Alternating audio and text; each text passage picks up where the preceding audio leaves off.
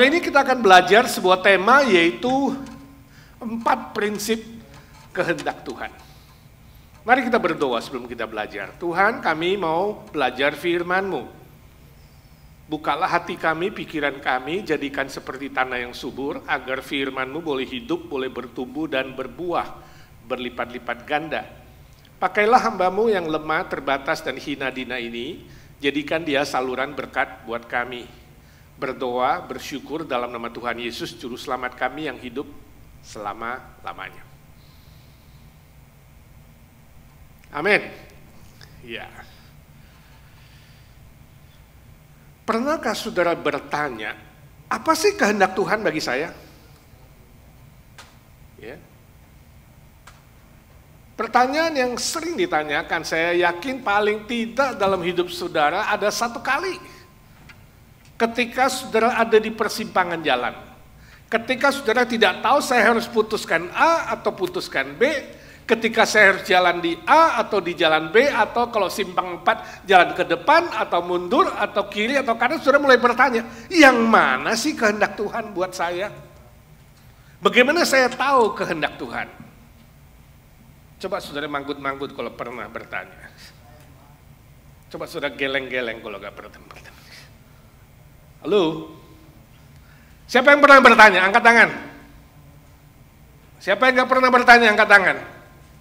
Siapa yang gak ngerti Indonesia? Saya pulang aja deh, gak ngerti.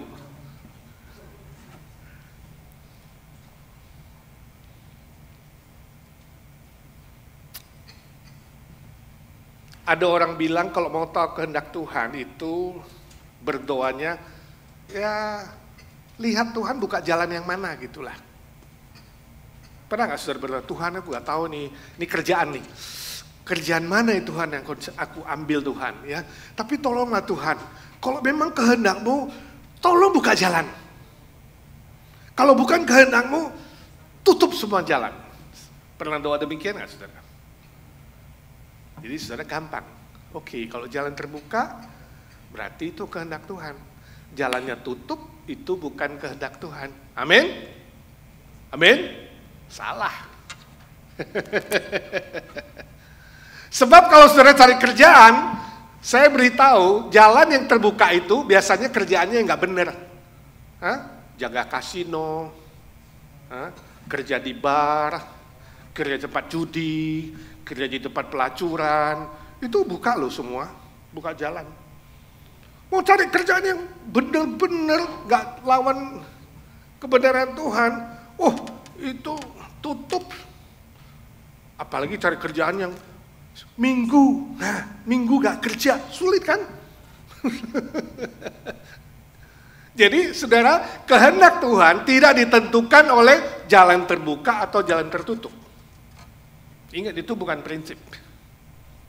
Ya, itu saudara ngarang-ngarang sendiri atau kata orang. Jadi jangan doa seperti itu. Kehendak Tuhan tidak ditentukan oleh situasi dan kondisi. 1, 2, 3. Kehendak Tuhan tidak ditentukan oleh situasi dan kondisi.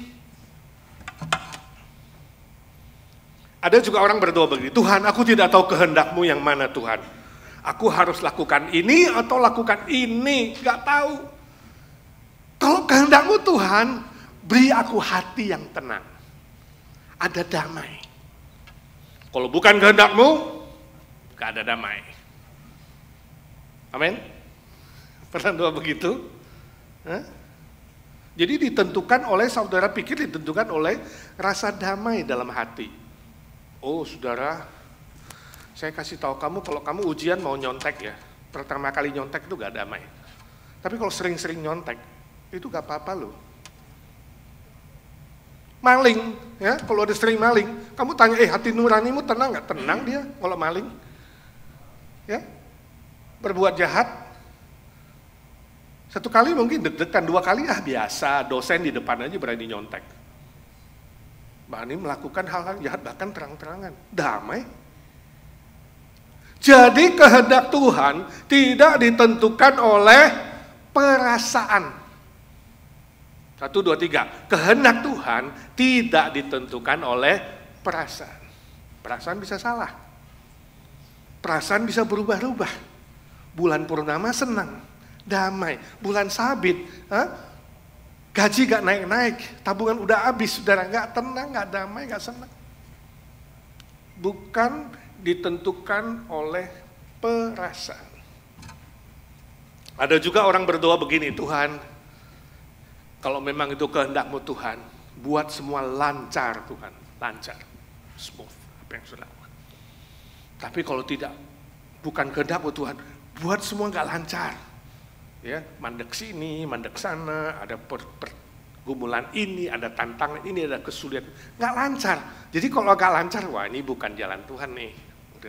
Kalau lancar, kehendak Tuhan. Setuju? Amin. Lancar gak lancar? Salah juga saudara ya.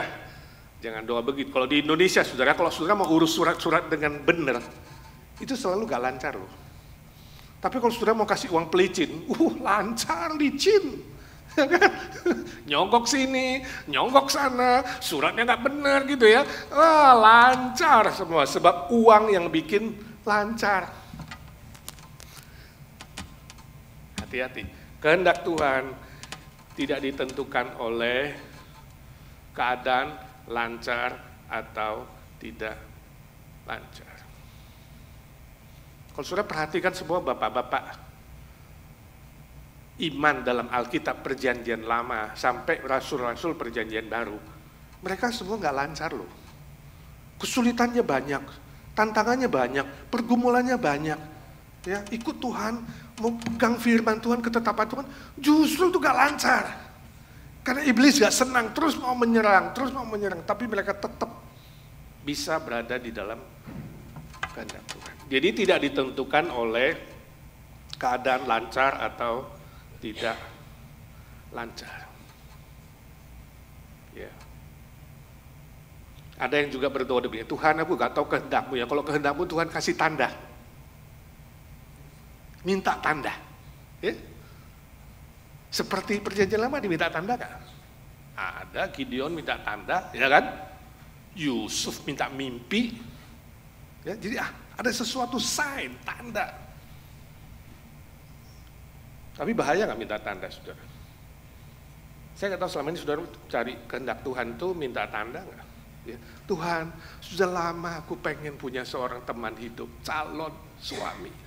Gak dapet Tuhan, tolonglah kasih tanda Tuhan, saya sudah ke agensi 6 bulan, ya ada sih berapa situ cowok-cowok, tolonglah minggu ini, minggu pertama, kalau aku ke gereja, pria pertama yang aku ketemu, itulah calonnya. Setelah sampai ke gereja, sudah ketemu siapa pria pertama?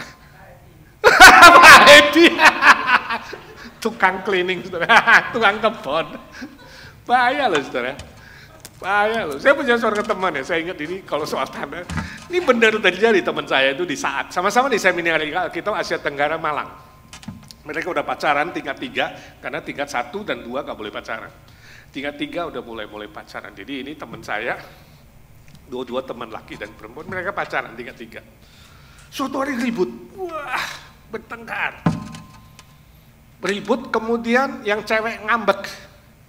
Karena dia orang Malang, dia ngambek, dia permisi pulang ke rumahnya. Wah, tinggal yang cowok dia gak enak. Ya, dia gak enak. Kenapa ribut belum selesai? Lalu yang cewek pulang sampai ke rumahnya, dia bilang nih kesaksian dia berdoa di rumah, Tuhan aku tidak tahu apakah itu, si cowok itu adalah kehendak-Mu untuk saya. Jadi calon suamiku. Kalau memang itu kehendak-Mu Tuhan, aku minta tanda Tuhan. Malam ini juga, dia datang ke rumahku dan selesaikan. Dan memang hari itu hujan lebat. Yang si cowok di kampus gak enak hatinya, terus gak enak. Akhirnya permisi, ya, sama dosen, minta keluar, ternyata pinjam sepeda motor, pakai payung. Wah, dia malam itu juga ke rumah si cewek. Ya, kunjungi dan kemudian selesaikan masalahnya. Dan kehendak Tuhan loh, benar mereka nikah. Ya. Pelayanan baik-baik sekarang udah ada anak, mungkin cucu kali kalau aku ketemu. Kadang Tuhan izinkan terjadi seperti itu. Tapi benar gak kehendak Tuhan itu? Gak tahu juga. Sebab pada case yang sama, seorang teman lagi di Jakarta, guru sekolah minggu. Ya, dia di Jakarta, pacarnya di Malang, di kampus kita ini. Jadi satu pacaran di sana, ini pacaran yang kedua ini ceweknya di Malang, cowoknya di Jakarta. Zaman itu belum ada handphone, tahun 80-an lah, ya, masih surat menyurat, titipan kilat, sama masih ingat gak zaman itu? Seminggu datang surat, lancar. Ya, suatu hari surat yang cewek gak muncul-muncul. 1 minggu gak muncul, 2 minggu gak muncul, 3 minggu gak muncul. Kemudian yang cowok berdoalah, Tuhan, aku tidak tahu ini kenapa ini ya, pacarku gak kirim-kirim surat. Apakah ini kehendak-Mu bahwa dia itu jadi istriku? Tolong Tuhan, kalau memang kehendak-Mu, saya mau Tuhan sebelum weekend ini, ya, suratnya datang. Kalau tidak datang, bukan kehendak-Mu, saya minta tanda. Kalau datang, kehendak-Mu. Wah, dia habis doa, amin, tenang dia. 2 hari kemudian, tiba-tiba pengantar surat kilat, titin, datang ke rumahnya, ngantar surat. Berarti apa? Kehendak Tuhan apa bukan? Kehendak Tuhan kan? Kan datang suratnya sebelum weekend. Set datang. Hasilnya saudara, mereka putus. Akhirnya nggak jadi nikah. Case yang sama-sama soal jodoh, ya, sama-sama minta tanda, satu terjadi, satu tidak terjadi. Jadi saudara, kehendak Tuhan tidak ditentukan oleh tanda, hati-hati sekali. Ya, kamu salah-salah minta tanda, iblis pun bisa kasih tanda. Dan kamu bisa jatuh ke dalam keputusan yang salah. Jadi saudara mengatakan, Pak kalau gitu saya mulai bingung nih. Kehendak Tuhan tidak ditentukan situasi, kehendak Tuhan tidak ditentukan keadaan, tidak ditentukan oleh rasa damai di hati, tidak ditentukan oleh tanda, ya, tidak ditentukan oleh lancar tidak lancar, damai tidak damai. Ini bagaimana saya bisa mengenal kehendak Tuhan? Sekali lagi, yang tidak berubah adalah firman. Kehendak Tuhan harus ditentukan oleh prinsip firman Tuhan. Bukan manusia. Bukan tanda yang bisa dibuat oleh siapapun, ya, bukan oleh perasaan yang bisa berubah, bukan oleh segala sesuatu di bumi ini yang bisa berubah. Tidak bisa menjadi prinsip untuk menentukan kehendak Tuhan benar atau tidak benar, salah atau tidak salah. Jadi untuk mengenal kehendak Tuhan dengan benar, mau tidak mau kita harus kembali kepada prinsip firman Tuhan. Dan hari ini kita mau belajar ada 4 prinsip yang menjadi ukuran kita.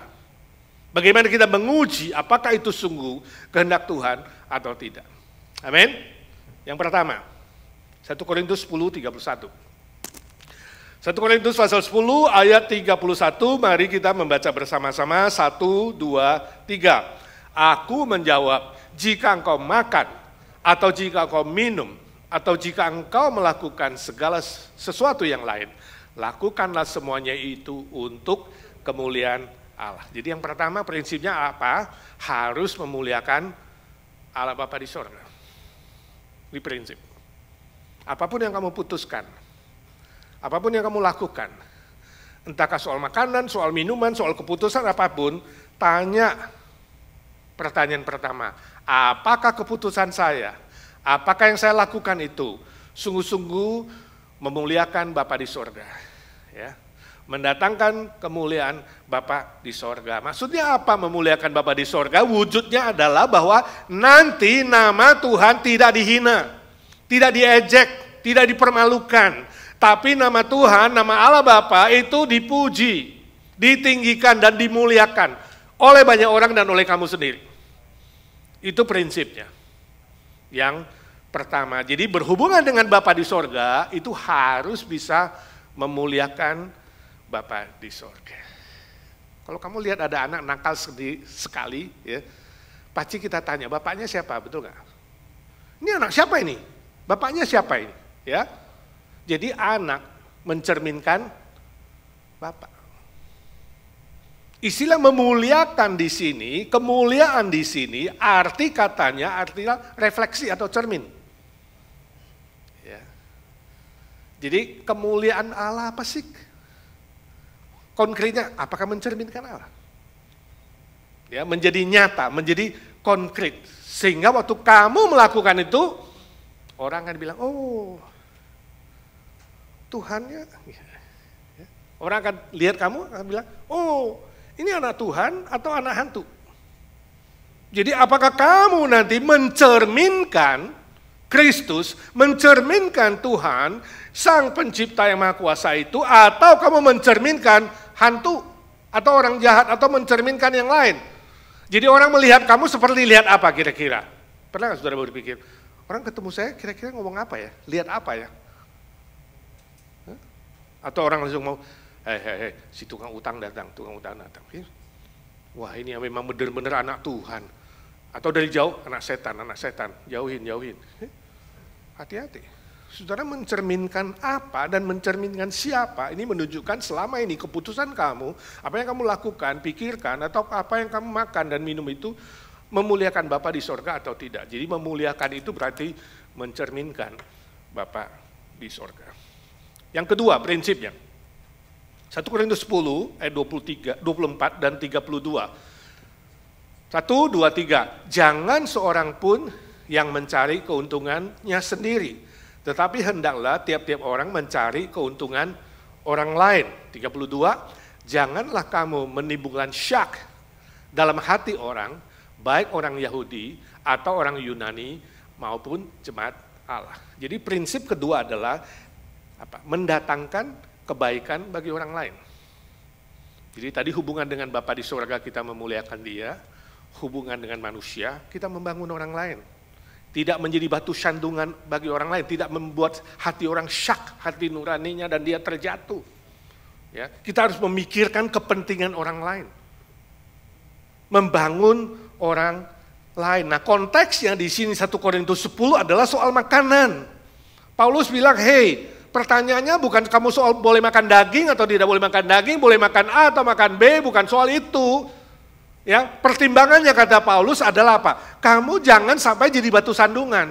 Makanya Paulus bilang, kalau aku makan, tapi orang lain tersandung, lebih baik aku gak makan. Aku nahan diri. Demi orang lain, supaya orang lain tidak terjatuh. Jadi selain kita mempertimbangkan nama Tuhan yang dipermuliakan, kita perlu mempertimbangkan prinsip kedua adalah apa? Jangan membuat orang lain terjatuh. Tapi membangun dia dalam semua aspek, baik orang Yunani, baik orang Yahudi, ya, baik jemaat Tuhan, baik untuk orang yang sudah percaya atau tidak percaya, kita harus mempertimbangkan orang lain. Itu prinsip yang kedua. Termasuk mempertimbangkan keluargamu. Kalau kamu mengambil keputusan pekerjaan tertentu, ternyata itu menjadi batu sandungan bagi keluargamu, jangan lakukan. Ya, bagi orang lain, jangan lakukan. Ya. Ada yang tanya saya dulu, Pak, kalau hujan lebat ini saya pulang kerja naik sepeda motor, ya, lebat sekali harus berteduh dan tempat berteduh hanya ada di night club. Kira-kira boleh nggak saya berhenti di depan night club? Orang Kristen kan. Boleh nggak saudara? Orang Kristen, kamu naik sepeda motor mau pulang kerja, wah lebat, tempat berteduh cuma di depan night club. Kamu nunggu di situ sampai udah reda baru jalan. Atau kamu tetap mau jalan? Halo, berhenti apa enggak? Di depan night club. Wah, Frankie taruh deh. Tadinya sebenarnya ada tetangganya Frankie, yang Frankie pernah bilang, yuk ke KKR yuk, ke IGNC, udah diajak-ajak belum mau. Lama-lama diajak, dia udah mulai tertarik. Tadinya minggu depan dia mau ikut deh. Tapi waktu hari Jumat dia pulang kerja, dia naik motor, dia Frankie di depan night club, loh di sampingnya juga ada wanita, sama-sama nunggu hujan padahal. Hanya karena pemandangan itu, lalu dia gak jadi mau ikut Frankie ke IGNC. Bisa gak? bisa. Saudara nangkap sekarang, hati-hati. Baik perkataanmu, baik tindakanmu, baik keputusan belum tentu salah. Karena Alkitab tidak bicara boleh gak boleh, dia katakan semua boleh. Kata Paulus, makan daging boleh, gak ada yang haram. Gak ada itu makan babi gak boleh, makan nggak, semua boleh. Di dalam nama Tuhan Yesus asal kamu makan dengan ucapan syukur boleh. Tapi kalau menjatuhkan orang lain, jangan lakukan. You see the prinsip? Bukan soal yes or no, boleh gak boleh, tapi soal prinsip kebenaran di situ. Kata Paulus, pertimbangkan orang lain. Saya melihat orang Kristen itu disorot di mana-mana kayak ikan di akuarium. Kalau sudah gak sadar, sudah diperhatikan. Baik tindakanmu, ya, baik perkataanmu, kamu berada di mana, hanya di depan nightclub, kamu padahal gak masuk, gak minum, gak macem-macem, ya kan? Orang hanya lihat kamu, wih, gila. Pak Edi di depan nightclub, kan? Gak lucu kan? Lalu yang mau datang ke agensi jadi batal, ya? Mau percaya Tuhan Yesus jadi batal.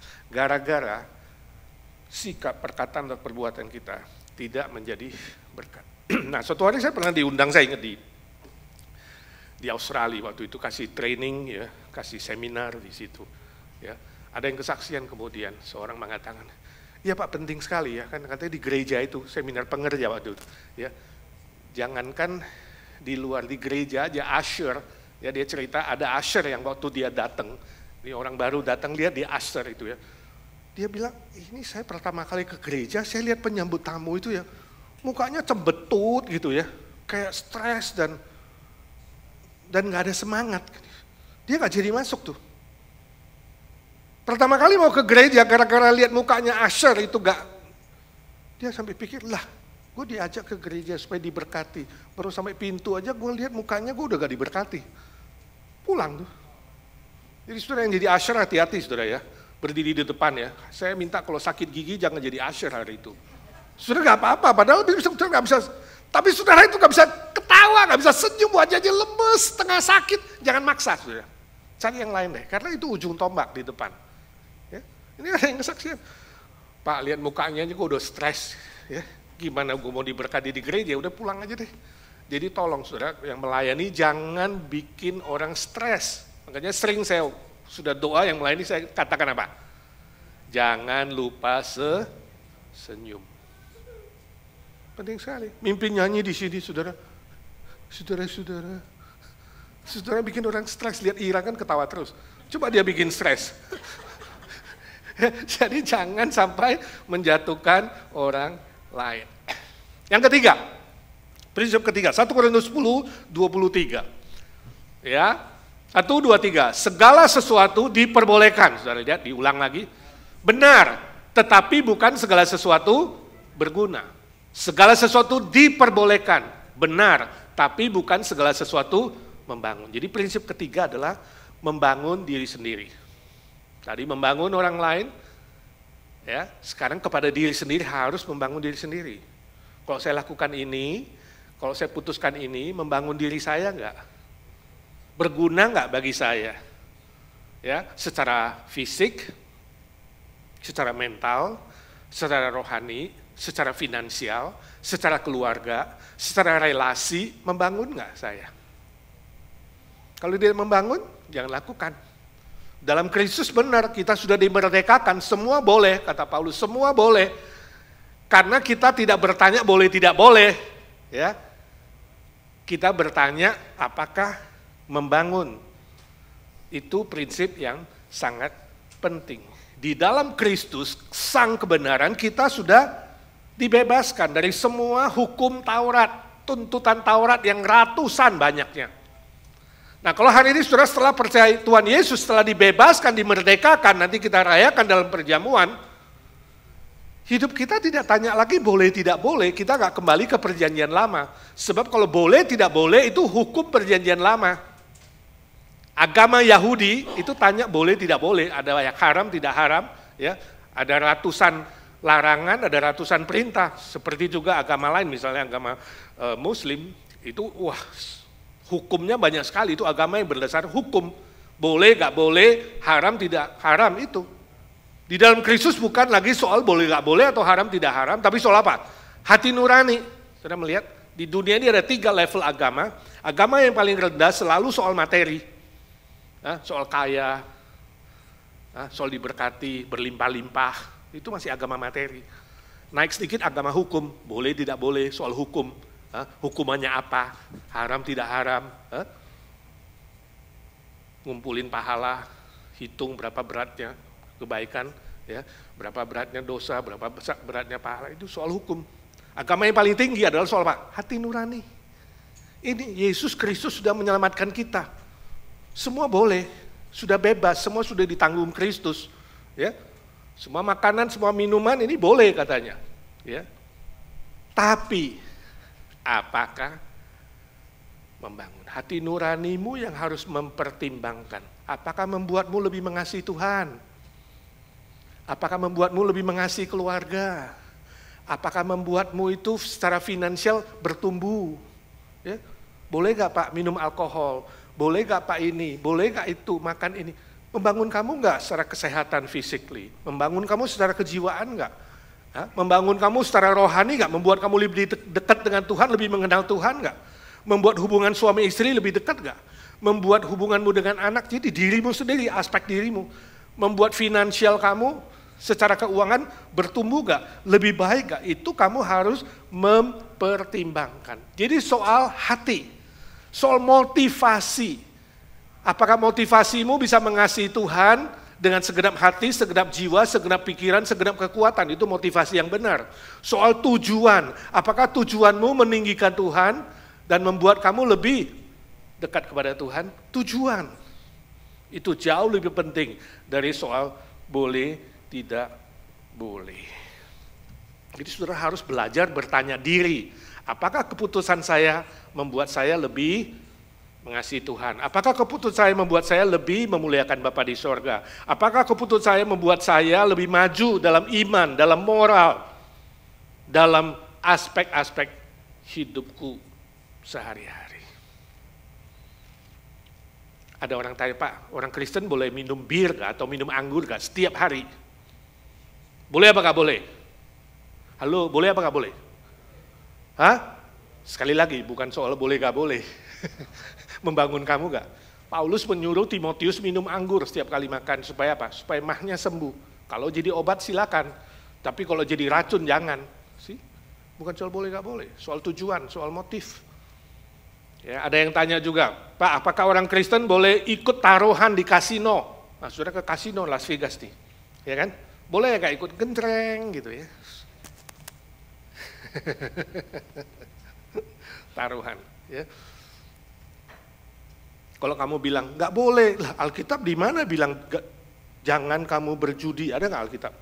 Kalau sudah baca dari PL sampai PB, ada nggak bilang hukum ke berapa? Ke 11 atau ke berapa? Jangan kamu berjudi, ada nggak? Nggak ada. Jadi boleh nggak kalau gitu? Nah, ini habis ini mau ke Vegas nih besok. Siapa yang ke Vegas besok? Jadi sekali lagi soal apa?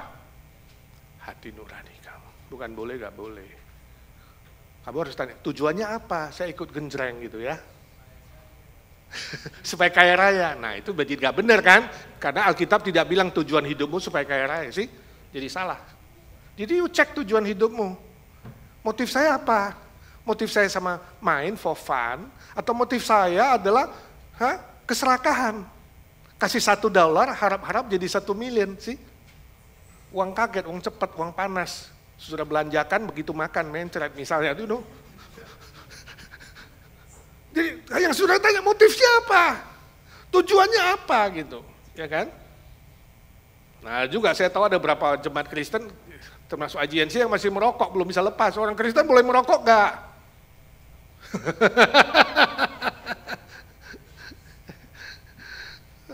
Ada yang mengatakan tidak boleh, sebab kalau merokok itu sebenarnya ke neraka. Sebab apa? Sebab neraka itu penuh dengan api. Jadi kalau kamu merokok butuh api, ke neraka. Di sorga nggak ada api, api rokok nggak ada katanya. Ya. Jadi sekali lagi bukan soal tanya boleh tidak boleh, tapi soal tujuannya untuk apa kamu merokok? Membangun dirimu nggak? Oh enggak, ternyata paru-parunya makin kotor, ya kan? uangnya makin habis, dibakar, ya kan? Lalu dia membagi racun kepada istri, kepada anak, nggak baik semua loh. Ya kan? Betul nggak? Jadi saudara yang masih merokok, stop lah. Nggak bagus untuk fisikmu, nggak bagus untuk jiwamu, nggak bagus untuk orang lain juga. Kamu meracunin istri dan anak sebagai second smoker, ya. Lalu kantongmu makin habis karena Tuhan kasih kamu duit, kamu bakar-bakar. Paling kalau nggak merokok, mulutnya asam dikit. Saya dulu perokok juga, stop. Jadi saya stop rokok itu demi cinta. Sungguh cinta nggak? Kekasihmu. Dan stop. Jadi bukan soal boleh nggak boleh. Soal apa? Hati nuranimu. Amin? Yang merokok nggak berani bilang amin. Amin? Yang keempat, yang terakhir. Prinsip yang keempat. Tidak menjadi belenggu atau berhala. Tidak menjadi belenggu, ikatan atau berhala. Roma 14 ayat 23. Roma 14 ayat 23. 1, 2, 3. Tetapi barang siapa yang bimbang, kalau ia makan, ia telah dihukum. Karena ia tidak melakukannya berdasarkan iman. Dan segala sesuatu yang tidak berdasarkan iman adalah dosa. Ini prinsipnya. Harus berdasarkan iman. Nah, kata iman di dalam ayat itu artinya kebergantungan. Ya, kalau kamu beriman sama Tuhan, berarti kamu bergantung sama Tuhan. Ya, itu. Nah, kalau kamu bergantung kepada sesuatu, saya nggak tahu, ada yang bergantung kepada makanan, minuman, ada yang bergantung kepada something, berhala, itu jadi berhala. Jadi sesuatu yang kamu bergantung kepadanya, menjadi terikat kepada dia. Kalau nggak ada dia nggak bisa, kalau nggak ada itu nggak bisa. Menjadi sebuah ikatan, menjadi sebuah belenggu, nah itu dosa. Berarti Tuhan bukan tempat lagi kamu bergantung, tapi benda itu, alkohol misalnya. Orang yang alkoholisme bergantung kepada alkohol. Nah, boleh nggak minum anggur atau minum bir? Kamu tergantung nggak sama dia? Itu dulu. Kalau kamu bergantung kepada dia, berarti kamu beriman kepada dia, bukan lagi kepada Tuhan. Itu sama dengan dosa. Jadi sekali lagi soal prinsip, bukan soal boleh nggak boleh.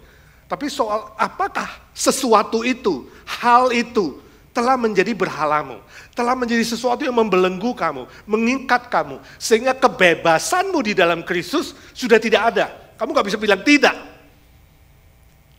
Ya. Ada nggak dalam hidupmu ada sesuatu yang mengikat kamu sehingga kamu nggak bisa say no, nggak ada kekuatan untuk say no kepada dia. Itu telah menjadi belenggu, telah menjadi ikatan, atau telah menjadi berhala. Dan itu tidak boleh, itu pasti bukan kehendak Tuhan. Cukup jelas? Karena ada orang bilang, ya Pak bisa, saya kalau ada minum bisa, Kak minum juga bisa, saya gak tergantung, saya gak terikat, saya gak jadi belenggu, go ahead. Tapi kalau mulai membelenggu kamu menjadi ikatan, nah itu menjadi tanda tanya, ya. Jadi jelas saudara, kepada Tuhan kita memuliakan Dia, kepada orang lain kita membangun orang lain, kepada diri sendiri kita membangun diri sendiri, kepada benda atau materi atau makanan, tidak menjadi belenggu atau ikatan. Itu prinsip kehendak Tuhan.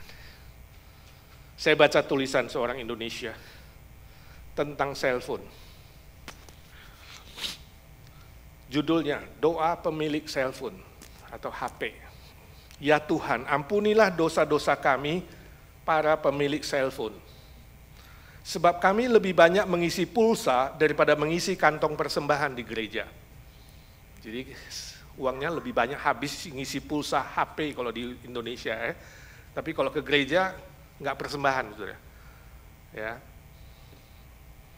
Lebih sering baca WA dan SMS daripada baca Alkitab.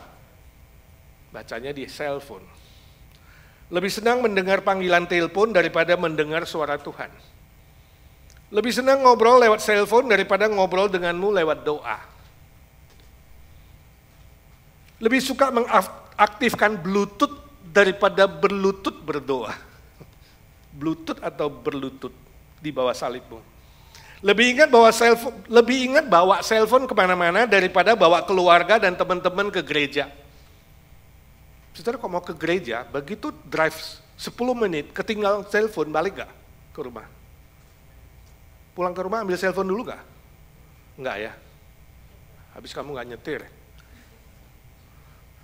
Tapi kalau udah nyetir, baru 1 menit, lupa bawa Alkitab, lupa bawa uang persembahan balik gak?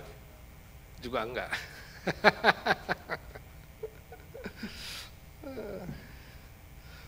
Ya Tuhan, ampunilah kami, janganlah masukkan kami ke dalam pencobaan memberhalakan cellphone.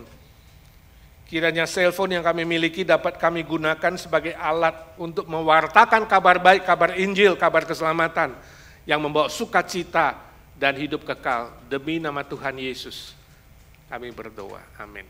Bagus gak doanya? Paling tidak ada sebuah kesadaran bahwa cellphone itu, benda itu bisa jadi berhala.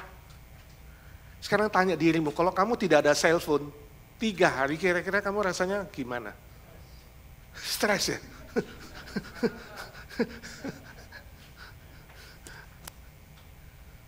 Atau kira-kira kalau internet mati 2 hari gimana ya? Nanti manusia hari ini, saudara, kita begitu tergantung sama internet. Ya. Kulkas gak ada listrik 2 hari, waduh stres ya. Ibu-ibu, makanan rusak. Zaman dulu kita gak punya kulkas ya. Hari ini ada begitu banyak barang, teknologi yang kita buat, bukan membuat kita hidup lebih bergantung kepada Tuhan, justru hidup bergantung kepada benda. Alangkah indahnya kalau kita sesekali retret, ya, pergi ke tempat alam semesta, tanpa telepon, tanpa kulkas, tanpa mobil, ya. Seperti retreat di Taman Eden, seperti Adam dan Hawa, saudara. Bisa nggak, saudara? Ya, nanti dipikirin. Panitia retreat. Ya. Paling tidak ini sebuah doa yang jujur. Izinkan saya tanya, apakah dalam hidup saudara ada berhala-berhala yang kamu sadar atau tidak sadar, saudara telah bergantung kepada dia. Hari ini minta Tuhan perbaharui. Tuhan, biarlah apapun yang kami putuskan, katakan, perbuat, ya, pikirkan, memuliakan Bapa di sorga, membangun orang lain, membangun diri sendiri, dan tidak menjadi berhala atau ikatan.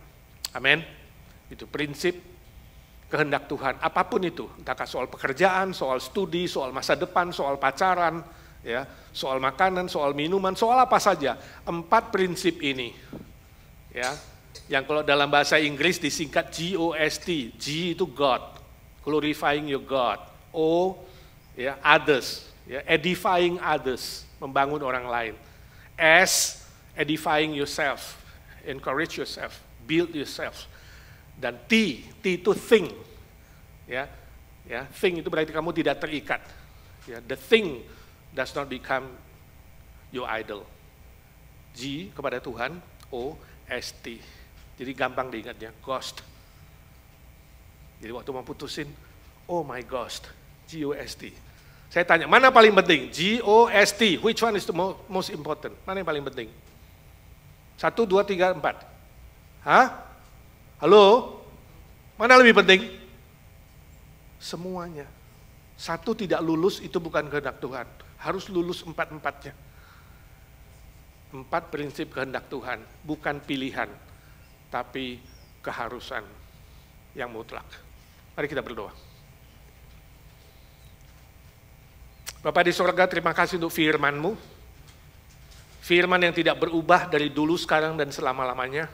Walaupun langit dan bumi akan berlalu, firman-Mu akan tetap selama-lamanya. Ajar kami berpegang pada prinsip firman-Mu, sehingga kami mengerti bagaimana mengambil keputusan, bagaimana menjalankan hidup ini, memuliakan Bapa di sorga, membangun orang lain, membangun diri sendiri dalam semua aspek, dan juga tidak ada ikatan, belenggu, atau berhala dalam hidup kami. Tiada benda atau manusia, apapun dan siapapun yang menjadi Tuhan kami, selain Tuhan Yesus Kristus yang sudah mati dan bangkit buat kami. Biarlah perjamuan kudus hari ini mempersiapkan kami dan memperbaharui iman dan praktek hidup kami sehari-hari. Ajar kami semua bukan lagi menjadi pendengar-pendengar firman, tapi kami menjadi pelaku-pelaku firman. Dalam nama Tuhan Yesus kami berdoa dan memohon berkat Tuhan. Amin.